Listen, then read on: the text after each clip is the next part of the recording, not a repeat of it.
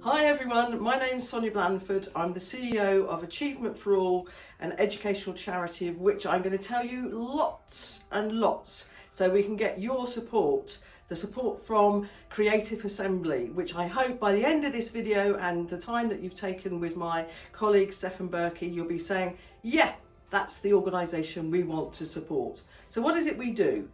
Well, we started 10 years ago with a pilot in 454 schools aimed at improving outcomes, that's reading, writing, maths, attendance and behaviour for 28,000 children aged 5 to 16. We achieved that. We were absolutely brilliant. We blew it out of the water, so much so that not just the government that gave us the original funding, but subsequent government gave us further funding to set ourselves up as a charity.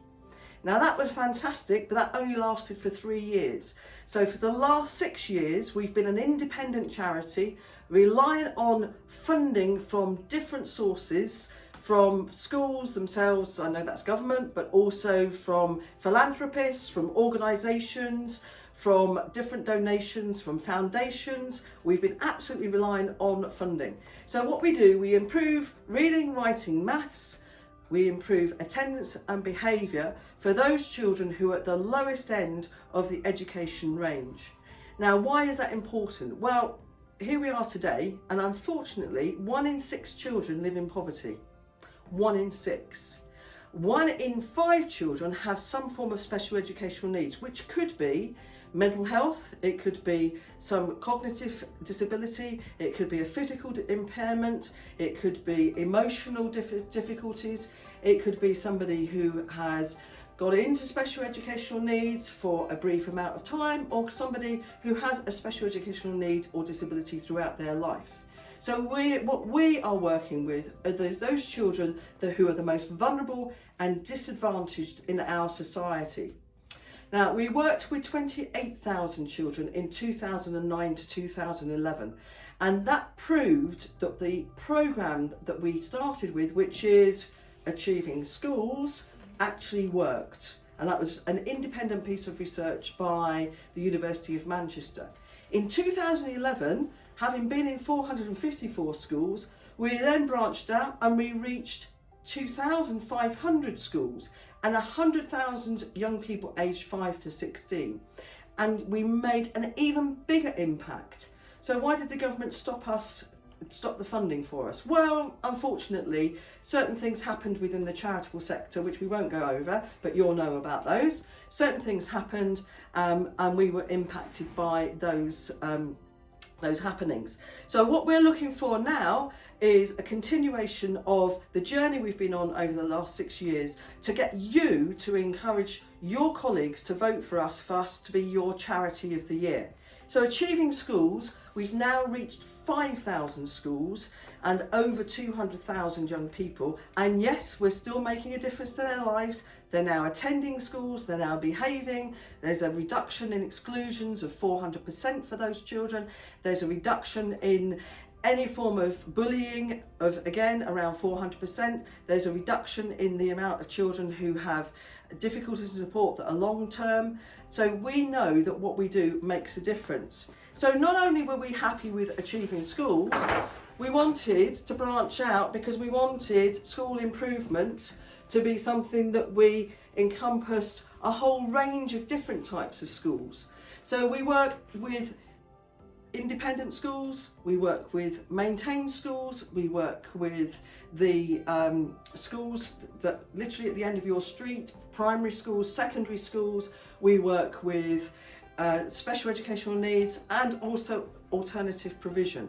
So anywhere where there's a challenge, i.e. the student, the child, the young person is not achieving, we're there to support them. So school improvement, it's in the round, it's whole school.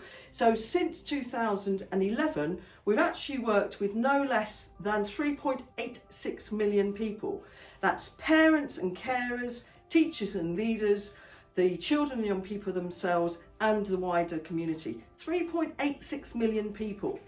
So we understand that it's really important to have early intervention. And for the last 4 years, we've been working in early years settings across the country. Again, we started with a pilot. The pilot was in 6 local authorities, and that was validated by the Open University and others who are in the early years and private nursery settings. And what we proved is that we can make a difference to those children aged 2 to 5 so that they're school ready. So they know what reading is, they know what writing is, they know what it is to attend every day, they know what it is, and the parents know how they can support them. And in addition to that, we've also engaged with carers. So carers from the Children Looked After community. We're doing a big piece of work at the moment on achieving wellbeing. This began with a project with 900 families in London. We're now all over the country, as far north as Northumbria and as far south as Cornwall, working with Children Looked After, the children who are the most vulnerable, because I can tell you that the stats are really, really sad. You're more likely as a child looked after to go to prison than you are to go to university in this country. So we're there helping and supporting. In addition to children looked after, we're also working with young offenders units. So we've worked with 92 of the 152 local authorities across the country. But you know what? There's a lack of funding.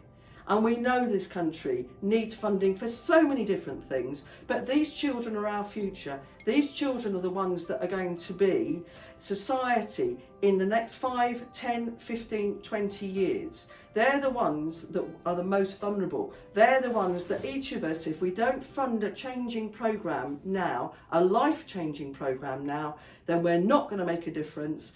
We're not going to change what they do. We're not going to have the support that's needed out there. Do we have government support? Yeah, ministers like us. They often reference us.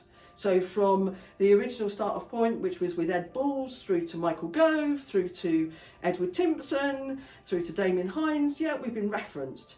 But is the funding there? No, it's not, because schools have had 8% a year cut from their funding over the last 4 years. We need your support to help these most vulnerable children. So I'm looking to you, and I'm looking to my colleague Stefan to pick up at the end of this to do one of 2 things. 1, vote for us. Vote for Achievement for All. We need your support to be the charity of the year. We need you to support us. The other is we have another initiative called March of Pounds. So if you go to our website, Achievement for All, if you go to Just Giving, you will find Achievement for All March of Pounds, and we're looking to raise a further 30,000. We've raised almost 30,000 in the first 6 months. We're looking for a further 30,000 so we can go out and put achieving wellbeing in schools so we can support the wellbeing of every child and every young person. So looking for your support. Thank you so much for listening. Enjoy your Christmas festivities, enjoy this event, and I look forward to being your charity. Thank you.